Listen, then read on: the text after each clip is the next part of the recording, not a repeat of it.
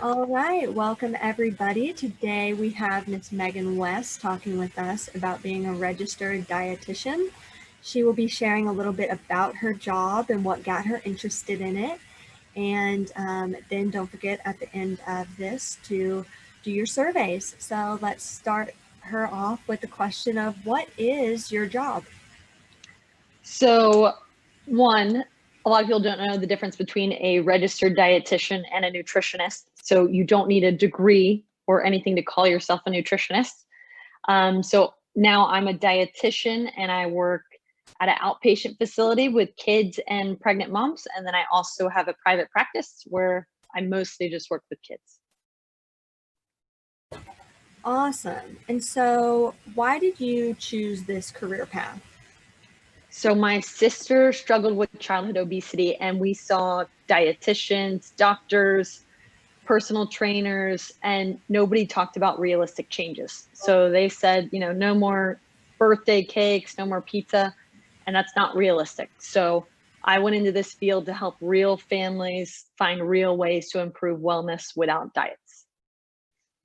Well, I think we can all relate to stories like that of, especially, I work with a lot of different patients and sometimes, we're looking at the diet changes and I'm like, I'm not sure I would do that. So we have the same, I wish we learned a little bit more about nutrition. Hopefully it's something that I'll get to learn more about as well. But how many years have you been doing this job? So a little over 10 years as a dietitian, and before that I worked as a nutrition assistant, and I also volunteered in the nutrition department at a couple different facilities just to make sure this is what I wanted to get into. What got you to make that switch from being a nutrition assistant to becoming a dietitian?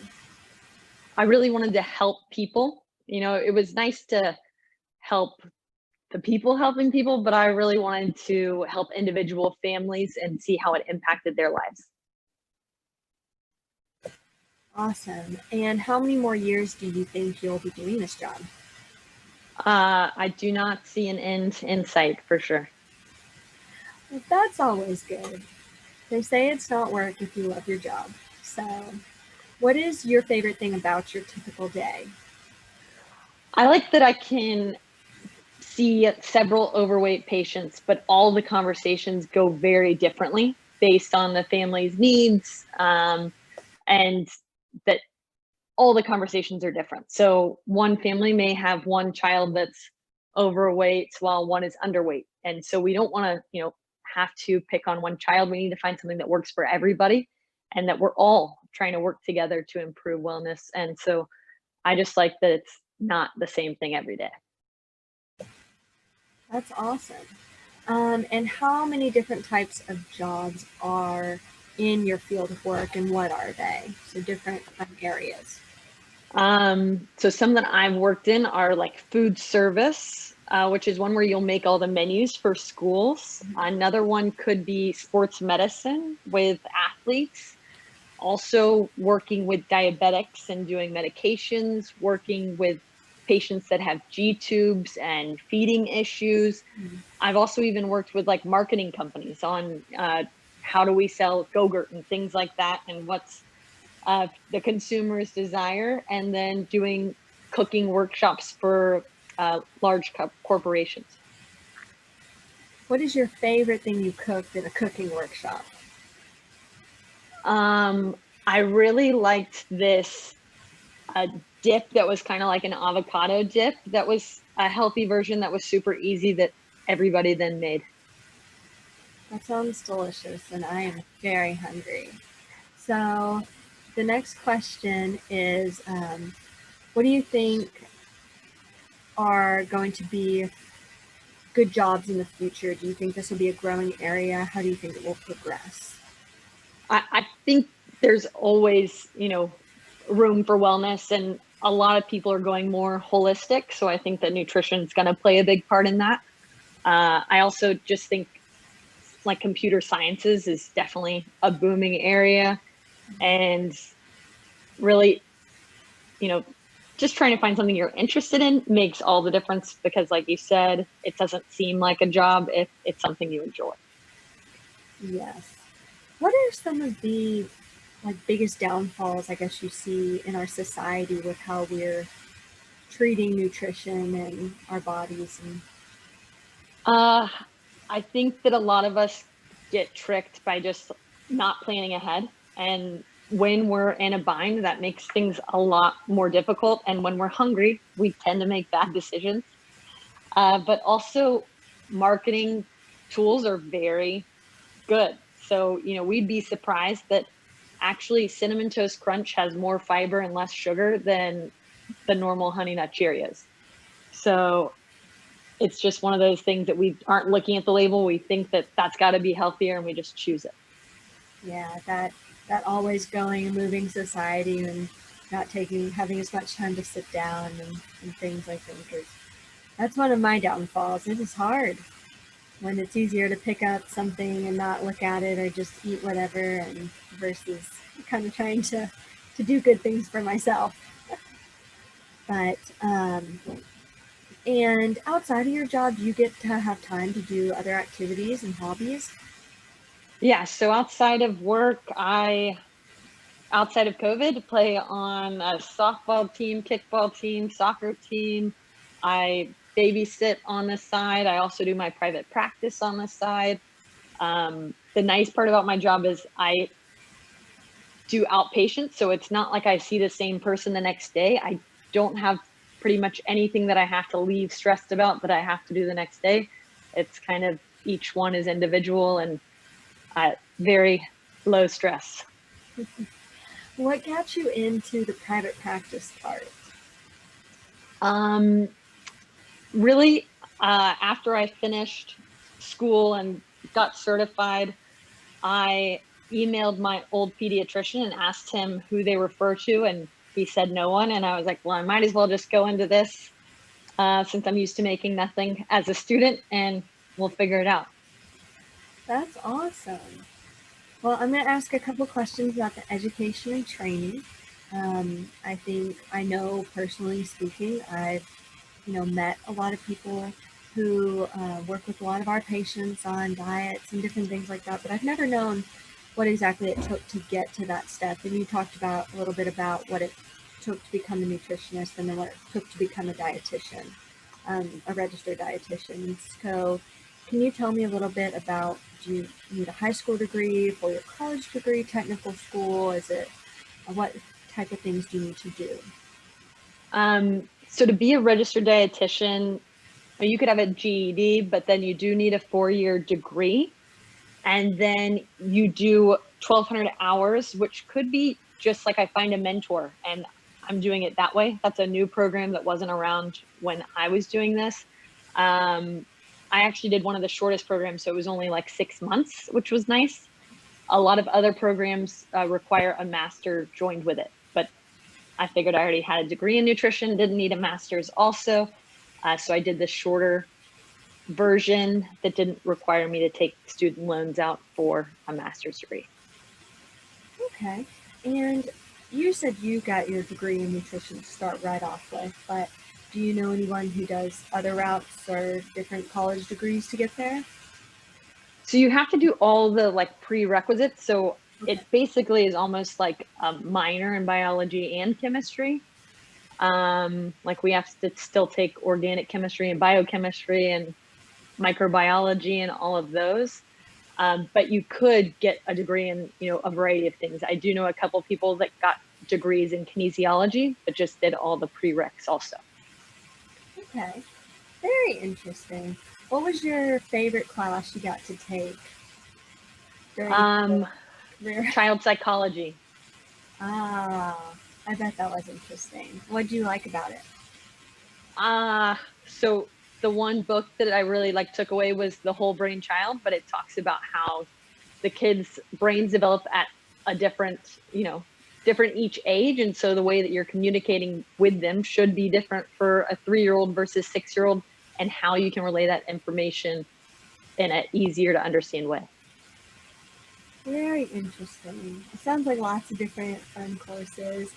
Um, and so as time moves forward and our society becomes more advanced and all these crazy things are happening, um, Now my phone can put Netflix in the corner. Now apparently I can do other things. That's going to not be great for me. But how do you see your own job changing as the world is changing? Do you see there being a lot of differences? And if there is new knowledge and skills, how do you keep up with that? So one nice thing about most of us having an iPhone is instead of just asking like how much activity do you do and how much screen time are you using, we can actually check on your iPhone. And so it helps keep people accountable for what we're really doing versus what I feel like I'm doing.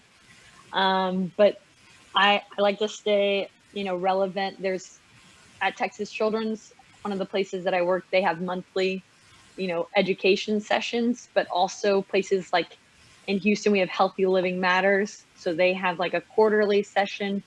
The Dell Foundation does a great program and they send me emails basically every couple weeks. So tomorrow I have a conversation on how to steer kids away from sweets that I'm really interested in. Uh, and then we have a national organization called the Academy of Nutrition and Dietetics, which also sends out weekly updates and stuff if you sign up for it. Okay, very fun. So lots of ways to keep up and learn new things and see how other people are doing stuff too. Sounds like. So in your normal working environment, how many days a week do you normally work, or what is typical for somebody?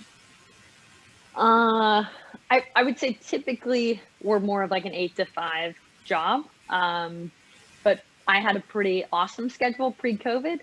I got to work 3 12s and then every other Thursday an 8-hour day. So I got 4 days off in a row every other week, which was wonderful. That was very nice. Okay, so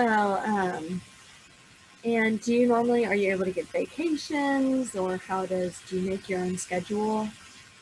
So we do get to have vacation. I think we get we start at 3 or 4 weeks a year. Mm-hmm. And then I can also adjust my schedule. So if I'm going out of town next Friday, I can just work a little longer hours so that I don't have to use PTO. Okay. And in your normal working, do you normally work alone with others? I know private practice, you're probably running the show, but is there options to kind of work more or less with other people? So at my outpatient facility, I'm the only dietitian in-house, but our other locations have hundreds of dietitians. So, I'm not expected to be the expert on every tube feeding, everything. So it's nice that I have a network that I can reach out to for certain NICU patients and others, just to find out more about what people who see these patients every day would do. Yeah, and can you, for some of the middle school and high school students maybe who don't know what tube feeding really means, can you tell us just for a second kind of what that is and why nutrition is important for it? So sometimes an infant may have swallowing issues, and so we'll put something called like a G tube or G button into their belly that helps them get nutrition that they need that they can't get by mouth. And for some kids, we just use that only in the mornings, and some kids we have to use it for every meal. It really depends. Each kid is unique, so we have those different situations. And when I'm not as well versed, I can always reach out to ask somebody else for help because nobody's gonna frown. We'd rather give the best care that we can. Okay. Awesome, thank you. I know some people might be listening like, I don't know what that means. um, but, uh, and so talking just some of our last questions on financials, kind of this type of job, because some of our older students may be wondering about that when kind of coming to their decisions on what they want to do for college. What is the salary of a person in this type of field, and how does it change from maybe just being a nutritionist to actually becoming registered and becoming a dietitian? Um, I think nutritionists can probably, because they don't have a degree, could be as low as 40,000, 30,000. Registered dietitians start at 55 or higher. And then that's in like a clinic facility. Mm-hmm. If you go to be a certified diabetes educator, which just means you've had to been in the field for about 1 or 2 years and take a test, then your salary is at least like 90,000. Oh, And then if you do private practice, you have the opportunity to make more per hour just based on how many patients you're seeing. awesome. So lots of steps where you can kind of take your time over your career and further, if go further if you want to, and a lot of different opportunities. And I've been asking everybody this, especially with the fact that we're doing this on Zoom because of the pandemic. How has the pandemic affected your job? So we did have furloughs, and so we were reduced hourly. But luckily, we do get 4 weeks off, so they used some of our PTO. So I never had a paycheck that was less because of the furlough. Uh, I'm back to normal 40 hours a week, which is great now. But my schedule has adjusted from my excellent 12-hour days to now I work 7 to 3. But at least I'm still off, so I can see my other patients after I get done at CCH. Awesome. Okay. And so the last question I like to ask everybody is, for a student, what advice would you give if this was something, a field they were interested in or thinking about pursuing? I would try to, take a variety of classes and also just volunteering in different places. So one that I really enjoyed volunteering with was Recipe for Success, where they went into schools, helped them build a garden, and then tried to teach the kids, about these veggies and get them to eat them. Also, just working like with school nurses. I think getting that experience hands-on gives you an idea of if you may actually like it or not, and it's okay to try something and say it's not for me. I definitely did that with some of the inpatient things. I was like, I don't really like that people don't want to see me. They just need that checklist before they're allowed to leave. So I think it's really just trying to get that experience as you can, and then deciding if that's something that you enjoy. Awesome. Well, thank you for joining us today. To all the students who've been listening, make sure to do your survey. And once you have 80% of your surveys done for the different careers, then you'll be able to receive your certificate and put this on your CV as a STEM education and empowerment course. So thank you for joining us, and thank you, Ms. West, for speaking with us. Happy to be here.